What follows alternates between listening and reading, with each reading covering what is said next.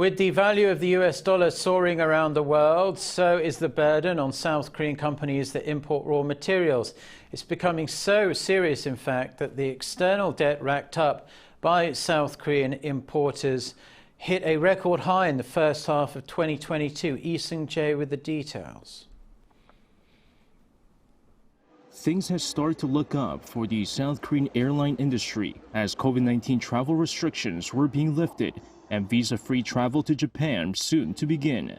However, with the soaring US dollar, domestic airline companies are set to be hit the hardest.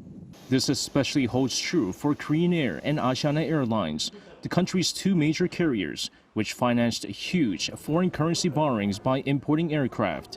In fact, for every 10 Korean won or 7/10 of a cent the US dollar gains on the Korean won, Korean Air incurs a foreign debt of 35 billion won or $24.4 million US dollars, while Asiana Airlines incurs $19.8 million in foreign debt.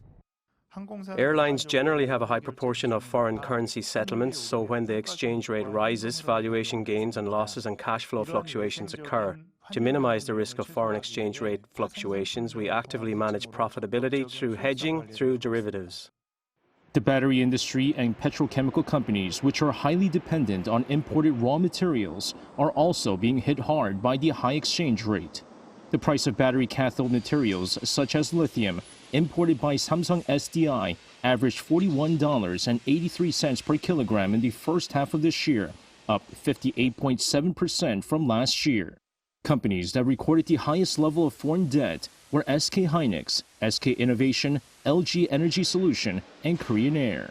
The total external debt, or the foreign currency debt that domestic companies must pay off, has surged from $112.5 billion at the end of 2019 to $123.4 billion at the end of 2020 and $145.2 billion at the end of last year.